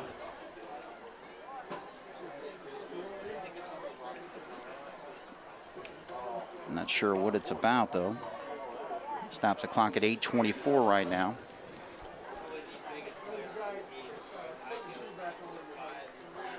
I've been quite impressed with Wonderlick tonight. He delivers a really good ball, and he's got, being a sophomore, he's got a heck of an accuracy throwing the ball 35, 40 yards down the field. Yeah, he's definitely got a strong arm. And again, a great size for a high school quarterback, and he connects right there, and good move, and actually cuts inside and gets across the 30 before Maringer's able to bring down number 86, Ryan Taylor. Well, although he's had some other receivers, Taylor has been the one. So you really got to pay particular attention to him. And Taylor did a nice job of coming out and kind of sitting. And then when he threw the ball, he actually rotated towards the quarterback and found the open spot. So that's not where the play was designed, but when it opened, he had found it. So the pass play goes for 28 yards. Football actually on the 28. Now there's a pass out there, a slant, and he's able to connect with number 24, Landon Foltz, on that play. And that looks like that's going to be enough for a first down. Boy, I tell you what, when he delivered that ball, Ross Peter was inches from knocking that down. That pinpoint passing from coming across the middle is going to really be a strong point with this man. It's strong now, but as he gets older and he reads it a little bit quicker, oh, good night, look out. So we got 7:26 on the clock right now. Now Pierre gets it, and he darts to the outside and then cuts in, so he's going to pick up 10 on that run. Yeah, they're definitely moving it down pretty quickly. They're getting just over the 2-minute mark of possession, and they're already down on our 9-yard line. We are just giving up too much chunks of yards at one time. So he's just short of the first down, so a 1-yarder, and now he pitches out to Pierre. And what a defensive play there. Good read. Actually trying to say, is Schneider, number 53, making the pop. Well, he came in. Schneider's done a lot of nice things for Jasper tonight, and we needed somebody to stand up at that point and make a statement, and it does not surprise me that Schneider was the one. So a big stop there, short of the first down, so it's going to be 3rd and 1 again.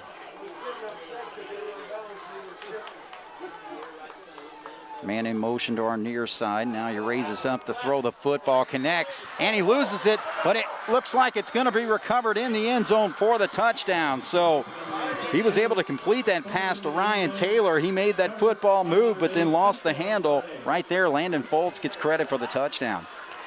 Yeah, Merry Christmas, but when he stood up and he threw that ball, he covered about 20 yards in the snap of a finger. The future is bright for that young man. Our defense wasn't bad. It was just perfect timing and put it in a perfect spot. All right, so the extra point goes right through, so Mater Dei doesn't waste much time there. 28-14, Jasper leads. They'll get the football to go back here, but 6:16 to go here in the 4th quarter here on 18 WJTS. All right, so the Mater Dei Wildcats going a 69-yard drive in 8 plays. One of the highlights there was a 28-yard hookup from the quarterback, Mason Wunderlich, hitting Ryan Taylor. And then eventually they connect for a 9-yard pickup. It looked like Taylor was going to take it in for the end zone, but then he fumbles the football into the end zone, and it was actually recovered right there by Landon Foltz. So that's where we stand right now with 6:16 to go, 28-14. What do you think, Bob? Onside possibly here? Well, Jasper's thinking. You know, they brought their hands team in. They got them all scrunched up. Mater Dei has not been able to stop Jasper here in the second half from eating 5-6 minutes at a time, regardless of whether they score or not. And here it comes. So there's the onside attempt, and Auburn actually loses he fell down actually there, and then coming up the field it was Will Weinzappel, but he could not hang on to the football, drops it, and Mater Dei recovers the football, so they are in business right here, down by 2 touchdowns, 6:13 to go, and in Wildcat territory at the 48. Well, what did you and I talk about at the beginning of the game? When you are favored in a game and you let the underdogs stick around. Now, Mater Dei from the very get-go, I give them credit, they've had fight. But Jasper's mistakes have put them in the situation that they're in right now. So as a coach, what you're looking for is your defense to go out there, make a stop, so you can use this as coaching moments. But they better tighten up right now and not give up the 8-9 yards at a Actually, nice sweep to the outside, and they lose I thought he lost the football the way Kieser was coming up there. But yeah, nice defensive player there by the Wildcats. Was that Maringer? No, that was Peter. Peter, there we go. Just a fantastic open field tackle. So loss of 3 on that run. It was actually number 21, Preston Turner, on the sweep. Well, you know, Peter coming up and making that stop right there. When you get into times like this and teams start to drop their head a little bit, you expect your seniors to step up, and he did on that one. A give and go. Wunderlich cannot connect, though, on the long ball. He had number 24, Landon Foltz, and he was about 2 or 3 steps in front of Ian Giesler on the sideline, but they weren't able to connect. Well, the Mater Dei coaching staff, that drive, their last scoring drive, they were going down, having the receivers sit at the first down marker. That time Foltz came down, sat down, our two guys bid on it, and then he spun and went down the field. If Wunderlich doesn't put so much air in there, we've got a 28-21 game. All right, so this is a big situation for the Jasper Wildcats, and now they're trying to set up the screen. He's able to connect, and look at Schneider right there again. Number 53 just plowed right into number 25, Pierre. Boy, I tell you what, there's 3 or 4 times tonight Schneider's about maybe come out of my chair. He read that perfectly. Mater Dei went back to the well. They had the defensive line too deep. So if Schneider's not there, they're pushing a first down marker if they don't get it. So Schneider stepped up, made the play. So Ross Peter, along with Schneider, making big plays here, setting up this 4th down situation here. Now he's going to look long, just chucks it out there. Albrand's got a chance to pick it off, and he just knocks it out of bounds. That was a smart play right there by Albrand. That was brilliant. Absolutely brilliant. You know that you put yourself in situations, especially if you're back there at the safety saying, if they throw deep, this is what I'm going to do. But when you see an interception like that coming towards you, it's very easy to go ahead and try to intercept it, make a nice run back and take it to the house, you know, kind of pad your stats a little bit. But a decision for the betterment of the team was awesome. Well, it's all about, field position right there. So, again,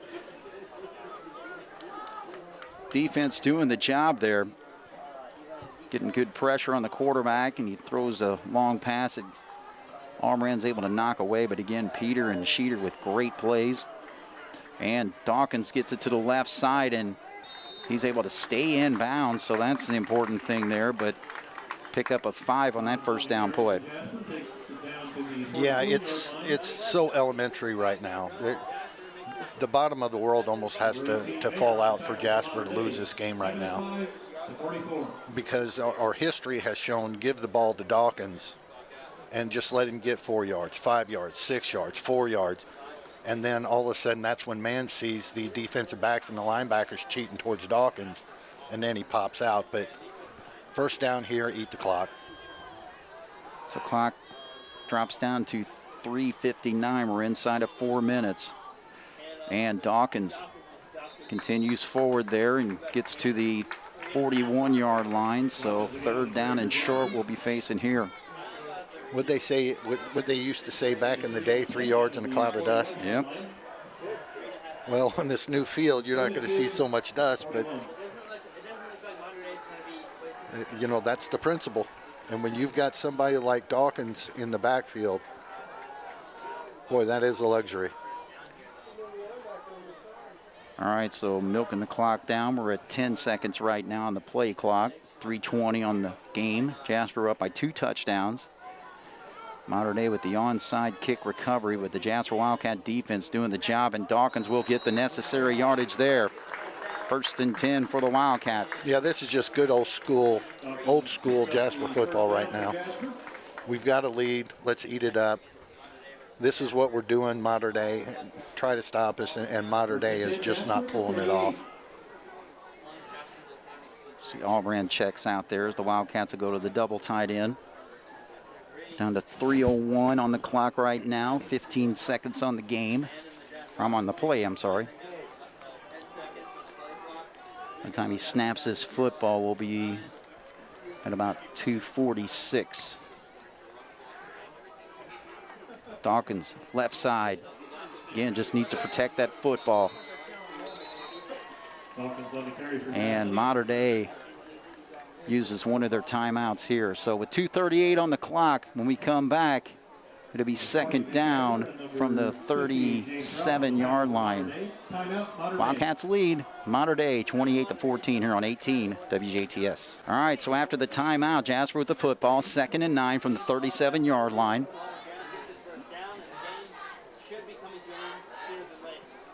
He's still waiting for the play from the sideline. Now it's underway. Clock doesn't start until the game starts. Ooh, almost a loss of the football there. Dawkins juggled it a little bit. More importantly than anything, protecting this football, milking this clock right now. Mater Dei is going to call another timeout. So 2:33 on the clock, 28-14 Jasper over Mater Dei here on 18 WJTS. Third down and 10 for the Wildcats. Ball rests at the 38-yard line, 2:33 on the clock. And now we got a penalty flag, and this is on the Wildcats of Jasper, so that's going to push us back 5. Well, the game plan right now is very simple for Coach Lewis. Yes, you want the first down. Yes, you want to eat in the clock. But on those 2 particular plays to where Mater Dei was able to stop Jasper for little to no gain, the other part of that game plan was, okay, that's fine. Now Mater Dei has to use their timeouts. So if they do get the ball back, if it's not a first down and they don't step out of bounds, you're just shooting yourself in the foot. Right. All right, so 3rd and 15, and now another penalty. So it's 2 straight on Jasper. My goodness, it's like, you still got the football on your side of the field, but on the Mater Dei side, I guess. But he's back 5. That's going to put it at the 48 now. He's letting man know right now, you get out there and you get those young men under control. So 2 straight penalties on the Jasper Wildcats. Thing is, and that stops the clock as well. One thing I picked up from Coach Lewis watching him this year is when silly, unforced mistakes like this happen, he kind of tilts his head to the side a little bit, trying to stretch out. He needs to be watching that play clock. We're down to 2 seconds, 1 second.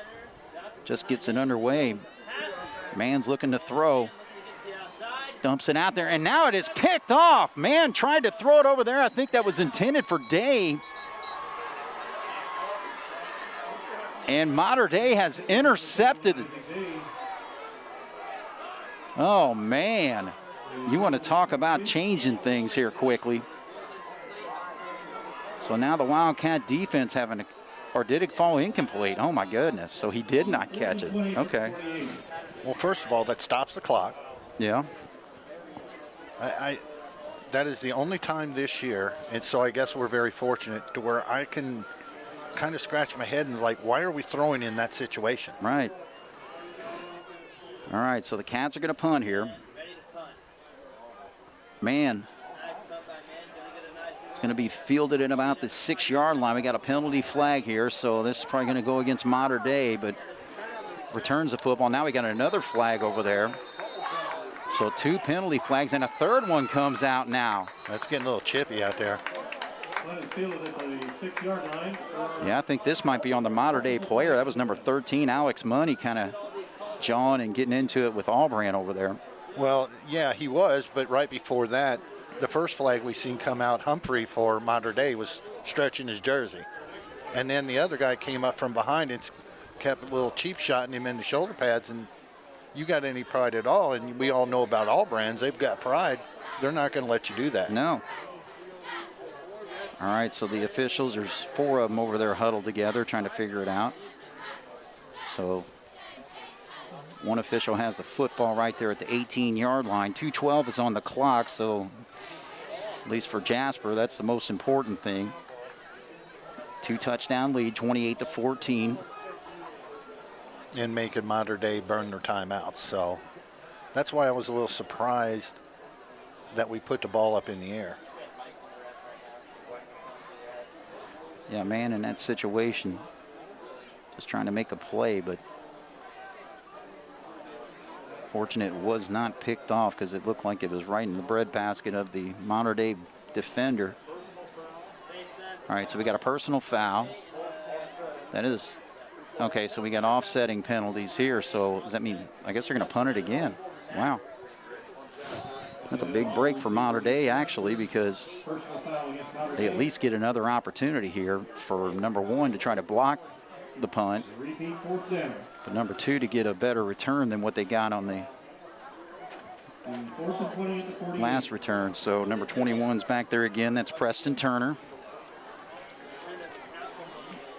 Well, you've seen the coaching staff come out to Albran saying that, and we understand, but, you got to keep it cool. Right. Here they come. Man, nice it's another job. Pretty good punt there, and now there's no return, actually. So, and that milks more time off the clock. So 9 seconds roll off the clock on that punt there, and it pushes Mater Dei inside the 10. I think in that particular position, you almost have to force the issue and see if you can scoop that ball up and go, because if not, you see the result. They're pinned down, and if they don't hit a couple of big plays, they are definitely not going to have enough time. Right. Okay, so Mater Dei will have the football. They need to go 92 yards to make it a one-score game. Right now they trail by 2 touchdowns, 28 to 14, 2:03 on the clock. He finds him in an open seam, and he's able to break away there. So number 21, Preston Turner, pass play all the way to the 33-yard line. Well, a couple of times this year, man has been able to go up and hit people's shoulders and knock them down. That one didn't go down. He better learn to wrap. All right, so Wunderlich chucks it out. Wide open receiver over there. And a shoestring tackle by Gieser knocks him out of bounds, but another big gain of about 14 on that play. Yeah, we've got to make them, we've got to keep at least a couple of downs inside the sticks to keep that clock running. Right now, they're just hitting it, and they're so fast at getting up on the line, they'll move right down the field if we don't stand up and make a stop. Wunderlich this time out into the flat, and the Cats actually are able to stop, and good tackle there by Albrand. So number 3, Jackson Brantley on the catch, gets into Wildcat territory of Jasper. 49-yard line. We'll probably get the ball snapped around the 120, 118 mark. Clock is rolling. We're at 1:16. Chucks it out there. He's got a man wide open. We got penalty flags, though, all over the place. Coach Lewis thinks it's going the other way. I think that was what they call a little pick play. Yeah, Taylor's got his hands up with kind of the "what did I do" motion. Well, that's what you're supposed to do. You always throw your hands up when the flag's kind of like when I talk to my wife. What? What is that? All right, so yes, penalty will go against Mount Vernon Mater Dei. You know, you and I were just talking about that, about how fortunate we were to get out of the Big 8 and not hear the little joke of, like when we played Mount Vernon at the Wildcats. The Wildcats will win tonight, you know, because you got 2 teams out here. But I forgot all about the Wildcats and Mater Dei. That's right, yeah. So we can't get rid of that joke. All right, so the penalty. Ball's at the 41. Quick pass out there will fall incomplete. Mater Dei fans wanted a pass interference but did not get the call. They thought Peter made contact with the receiver. If we're all being honest engine here, I think there should have been a flag on that one too. Come on, Bob, we're not hovers, are we? Well, I've been accused of possibly being a homer. We cover Jasper football. We're supposed to be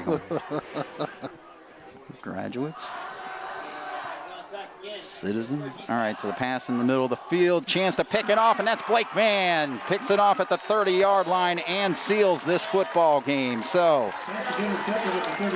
again, Mater Dei with a young quarterback with a very strong arm. Just a sophomore, we're going to see better things from that young man. But right there, Blake Mann making the big defensive play to finalize this football game. Well, we've seen some outstanding interceptions by this Jasper defensive backfield over the course of the year with tipping the ball and stuff to themselves. That right there plays right in their hands. They know he's got to throw deep, so you just play outfield. And the athlete Mann he had no problem hauling it in. All right, so now we got a penalty flag here. Is that a delay of game?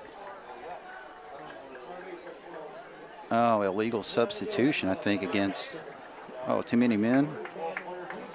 Okay, because I saw 13 run off the field there, and now number 20 runs off, and that's Connor Wiley.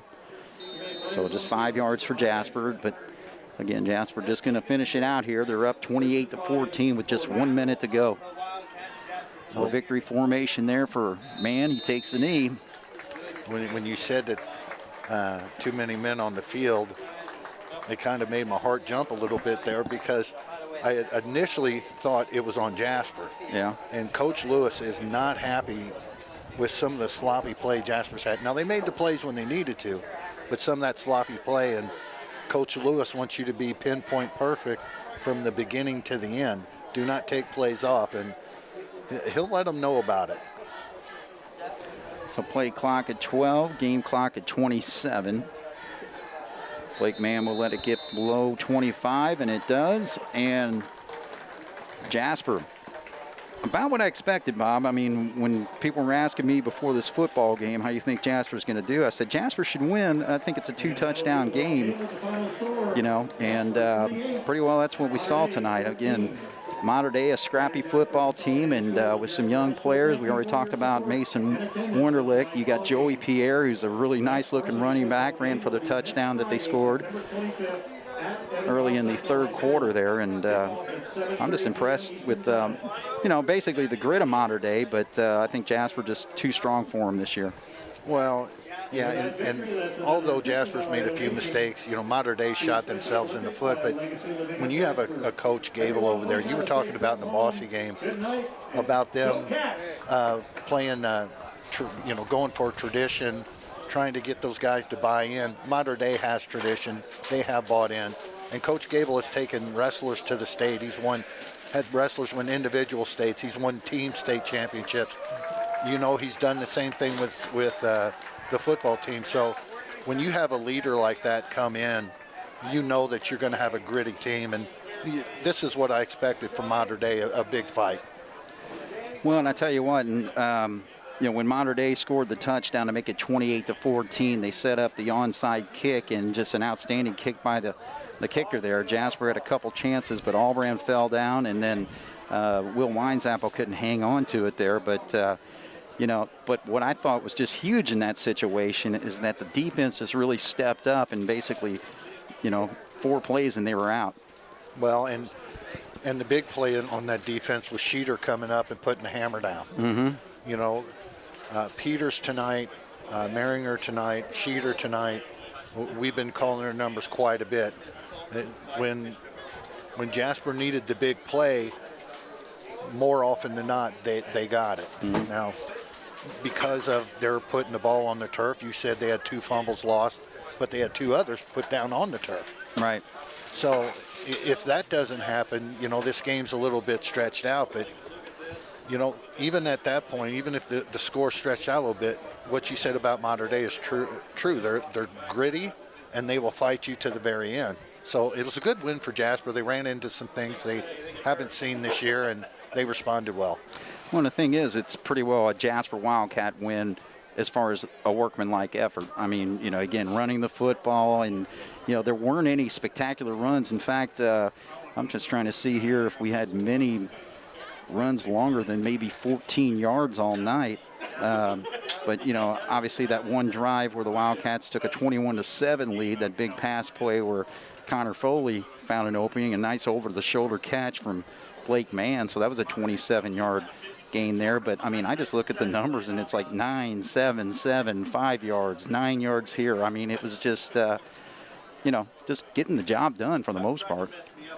And that's a great point, Craig. And that mentality right there, if they can keep it when needed, will take them a long way. When you don't get that burst down the field like Mann, gives you, you don't have those.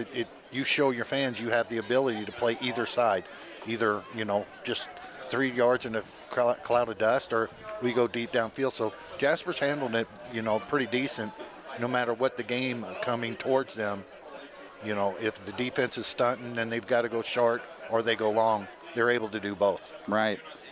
Well, let's take a look at the numbers here. The Jasper Wildcats, 58 plays, 326 yards versus Mater Dei, 54 plays for 260 yards. Most of theirs coming through the air with Mason Wunderlich, the sophomore quarterback, 25 of 37, 236 yards, 1 touchdown.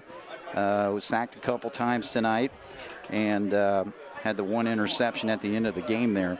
So he spreaded things out there with Preston Turner, 7 catches for 61 yards. Ryan Taylor had 6 for 76. and then 6 catches for Joey Pierre coming out of the backfield. But also Joey Pierre finished the night with 67 rushing yards, where in the first half there was just nothing as far as the running game.